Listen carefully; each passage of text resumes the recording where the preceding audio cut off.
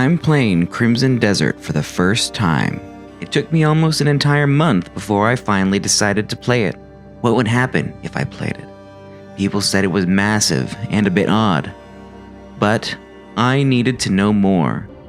So I decided to play Crimson Desert for myself. But I'm not just going to speed through it.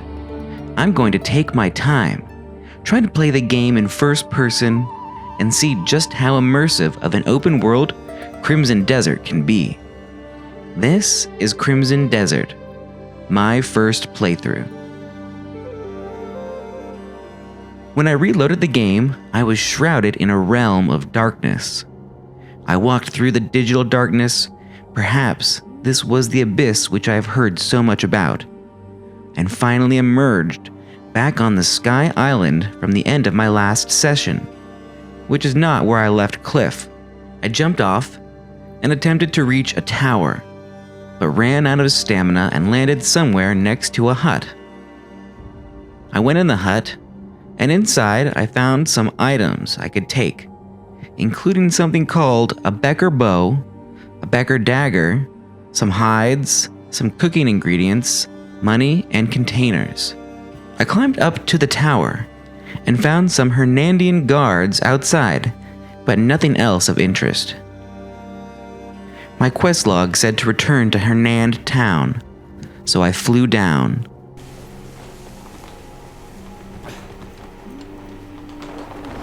I landed in a tournament ground where a man said I should test my skills. Today's the day to prove your skills.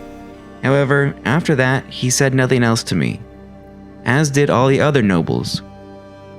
In this area, I noticed the character Damien Spencer at the fairground, who I recognized from the internet as one of the playable characters.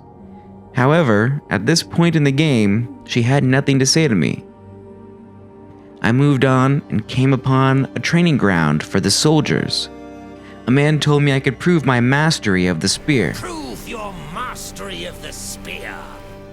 But as I didn't have one yet, I had no choice but to turn him down.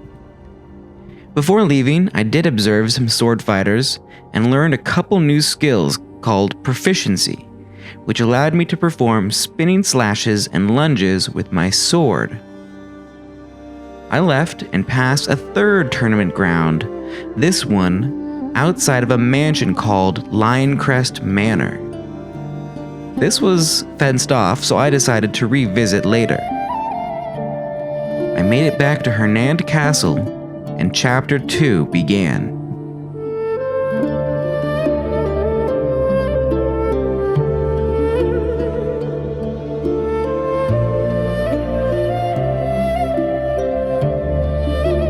A sparkle emerged from Shay's pendant, and my quest log said I should go to Lioncrest Watchtower. But I decided to do some side quests before, and stopped off at Dahlia's to sell some stuff, as my inventory was getting full. I sold the containers and bought a small bag which expanded my inventory by 1. I also stopped at Alden's, the provisioners, and bought another small bag and a fishing rod. He also had some creepy dolls for sale which were labeled collectibles. I did not buy any of those. I set off to do Rhett's, the blacksmith's, request, to mine him some ore. On the way out of town, I found a bounty poster for Salvatore, who apparently committed a murder in a place called Valua. Outside of town, I found some children in masks. And then a letter came for me from the White Dove, telling me I could use my blinding flash ability to find abyss nexuses, which I could use for fast travel. I used the blinding flash ability, and this led me not to an abyss nexus, but to a sealed abyss artifact in a shrine. Apparently, if I completed a challenge, the device would unseal and I would get an abyss artifact. Nearby, I spotted some fishermen and attempted to fish, but was unsuccessful. Approaching my destination, I spotted some bleed bandits who attacked me, so I took them out, alongside some wandering free swords who joined in the battle to help me. I found the iron deposit, and got the ore for Rhett. Using Blinding Flash again, I saw there was a place of interest on top of a nearby plateau, and I climbed up. On top was a field of purple flowers and an artifact sitting behind them. I walked towards the artifact, but found out the hard way that the purple flowers were poisonous, and I died. Oh my god, it killed me! What? Oh shoot. It turns out those Palomar pills I had been collecting allowed me to instantly revive. Fortunately, I had 2 of them, so I took one and revived right there. Unfortunately, I was still in the field of flowers when I revived, and I instantly died again.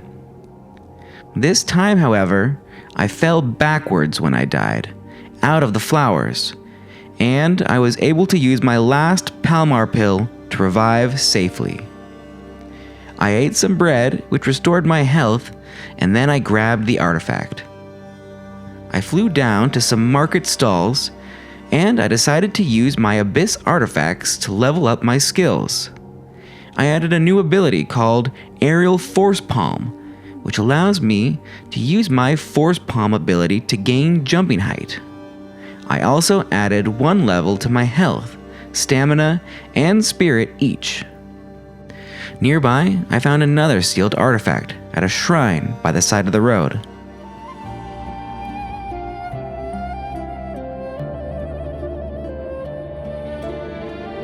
Just kind of leave him lying around.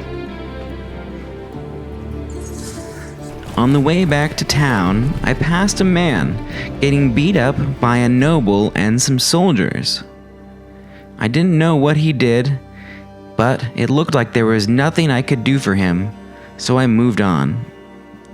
Nearby, I spotted a miniature castle by the side of the road. I wasn't sure what it was for, but inside of it I found a treasure map. I didn't know where the treasure map was indicating, so I put that in my inventory and left it for later. I returned to Rhett to give him the ore, only to realize that the quest log wanted me to go to Enquincher Saddlery to hand the ore to one of Rhett's assistants. So I found Rhett's assistant and gave the ore to him. He said he'd have a fine weapon waiting for me if I dropped in again. This'll make my forge roar to life. You've set my spirits ablaze as well. It was getting dark, so I returned to my tent and slept for 12 hours. After waking up, I went to the notice board and found 2 new notices. One from Ternali the blacksmith, looking for a skilled woodcutter, and a second from Renee the butcher, looking for a skilled chef. I also found this dude, who has no importance to the story, but I just appreciate the drip. Nearby, I met a servant who worked for House Robbers, talking to himself, and he told me his master was being harassed by bandits, and this really bothered the servant. I told him I would help. I also found another bounty poster for Blix, who was wanted for excavating ruins without a license. I didn't know it yet, but Blix would become a real thorn in my side. I went to Renee the butcher, who, for an orc, was really working it. I learned the recipe for fish porridge and made some fish porridge for Renee. I also found this guy nearby, who again, the amount of drip going on in this game. Then I went to Ternali the blacksmith, who was in the stall just behind Rhett's. He gave me an axe and sent me out to chop wood.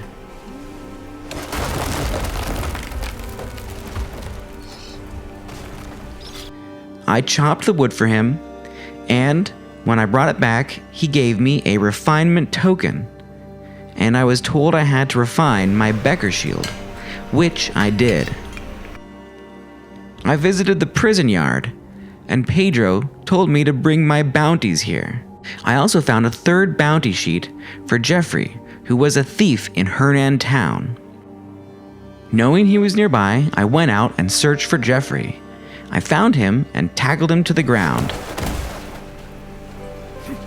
Got you. Whoa, whoa. I tied him up and brought him in. After bringing him in, I got a mask which Jeffrey was holding on his person. I learned that I could only steal when wearing the mask. So I put the mask on and returned to the house with all the expensive stuff, and I stole everything. Then I walked across the street and sold it all to Dahlia. I went out of town to the field to speak with Eric, House Roberts' caretaker, about the bandits. They were apparently holed up at a cask house outside of town. Arriving at the cask house, there were about 20 bandits, and they kept coming, but the quest ended after I killed a certain number and the cask house was reclaimed.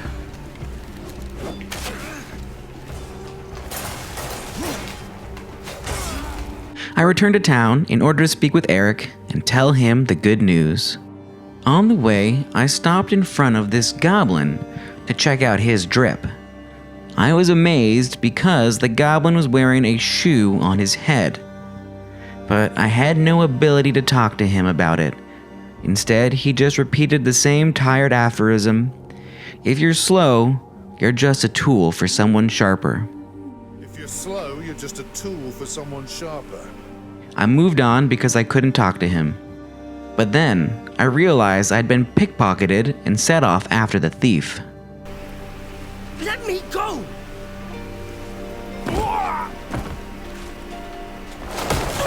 The thief's name was Billy, and he had a bounty, though I hadn't seen the paper yet. Billy begged me to let him go, and if I did, he'd pay me instead. I was willing to consider this. Billy didn't seem like a bad guy. But the game didn't give me any actual option to do this exchange with Billy. I tried to untie him, but he just walked away. So I tackled him and tied him up again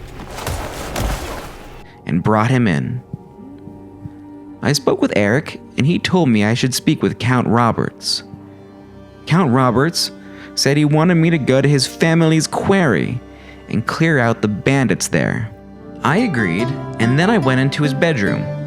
I looked around and decided to steal something from the chest. Inside, there was something the game called a trade good. Apparently, trade goods could be sold to trading posts, but not until Carl packaged them.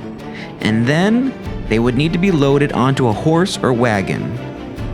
I didn't know who Carl was, so I ignored this trade good for now. I returned to camp and I slept for another 6 hours, and then I set off for the quarry.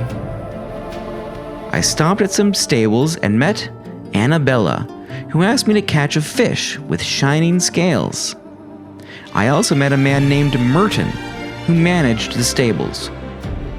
I headed north and fought some bandits, found another cube, and flew down to a pond, which I recognized as the starting area with Sebastian. After much trial and error, I finally figured out how to fish, and I caught a tench for Annabella.